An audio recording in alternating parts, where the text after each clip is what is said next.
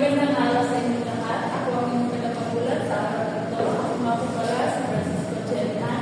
Ang ating tatalakayin sa araw na ito ay tungkol sa independent field. At ang layunin ay maipakita ang pagkakaiba ng hindi at mainstream fields. Maibahagi ang mga kilalang halimbawa ng indie films sa Pilipinas o unawaan ang kahalagahan ng indie films sa lipunan. Ngayon, ano kaya ang independent film? Ito ay tinatawag din indie film. Isang pelikulang pinagawa sa labas ng mga malalaking film studios, karaniwang may limitadong budget. Ang indie film ay isang pelikula na ginagawa sa labas ng malaking film studios, tulad ng Star Cinema o Viva Films. Ibig sabihin, sariling sikap ito ng mga direktor at producer.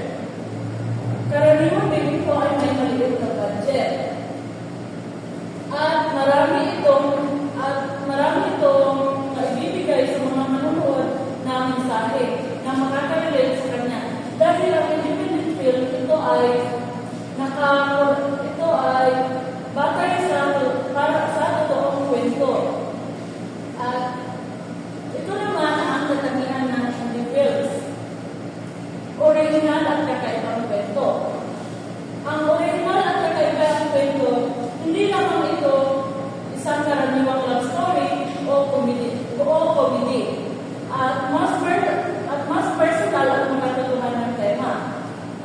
Mas personal, madalas, at galing ito sa totoong buhay o sa totoong kwento. Kaya ang mga manunood ay nadadala talaga nito. At madalas gumagamit ng mga bagong artista o direktor. Kaya nakikita natin ang sariwang talento. Dahil gumagamit ito ng bagong artista at direktor. At nakapokus sa sining kesa sa kita. Ang isa sa katangian ng indie films ay hindi ito bumabasay sa kinikita nito, kundi sa kung paano may pahayag ang mensahe ng pelikula.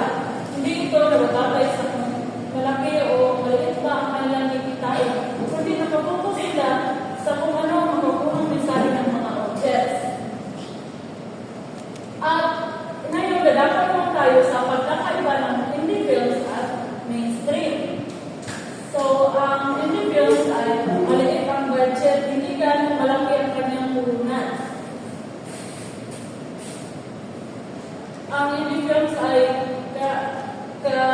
kalimitan nito ay madalas ay tipid sa gastos at artistic freedom.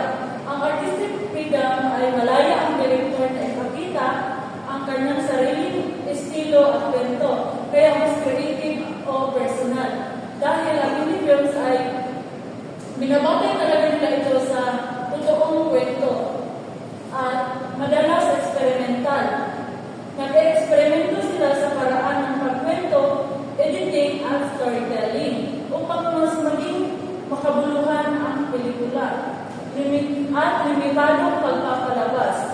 Hindi lagi napapalabas sa mga mall, cinemas, karaniwan napapalabas lamang ito sa festival film. At sa mainstream naman, malaki ang budget. Ang mainstream ay may puhunan talaga at commercial na formula. Kikita tulad ng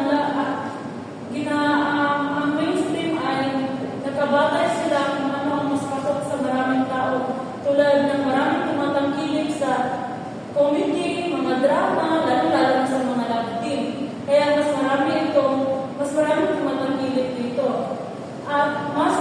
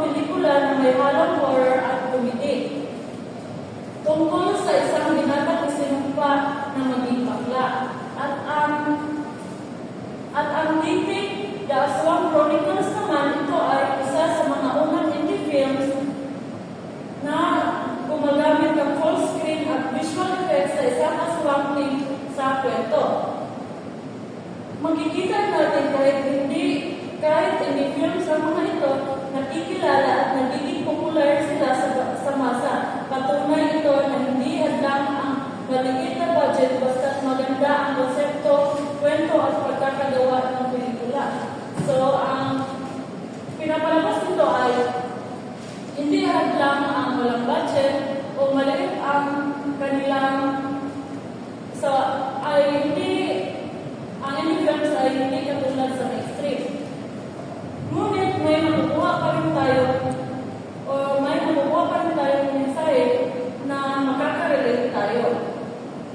At ito naman ang mga kilalang indie film festival.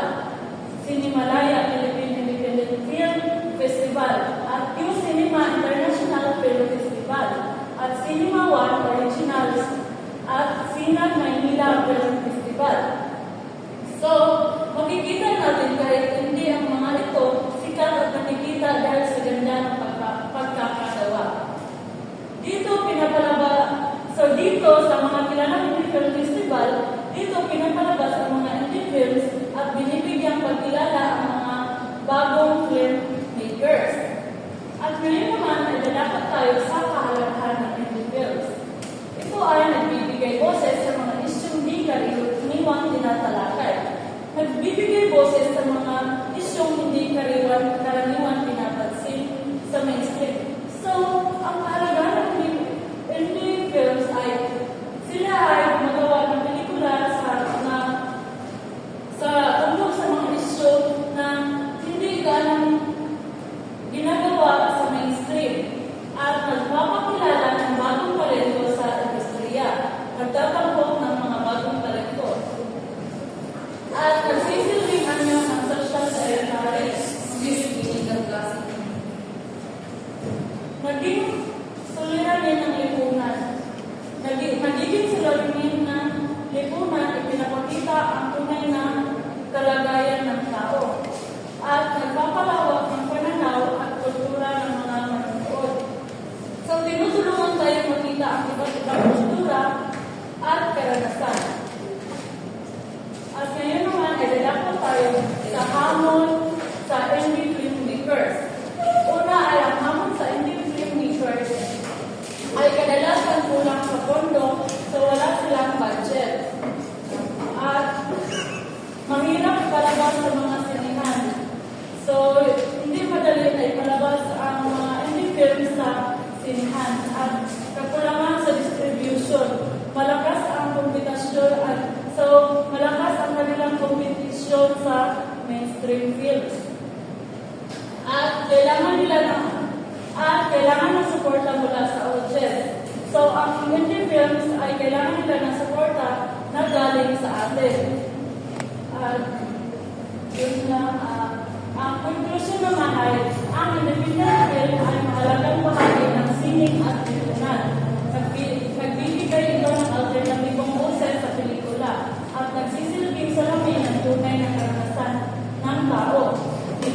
So, ginagamit ito para ipakita ang realidad ng buhay at para bigyang pagkakataon ng mga bagong boses sa industriya. So, ang independent films ay ito ang mga pelikula na pinapalabas na nakabatay sa mga isyong hindi na ipapalabas sa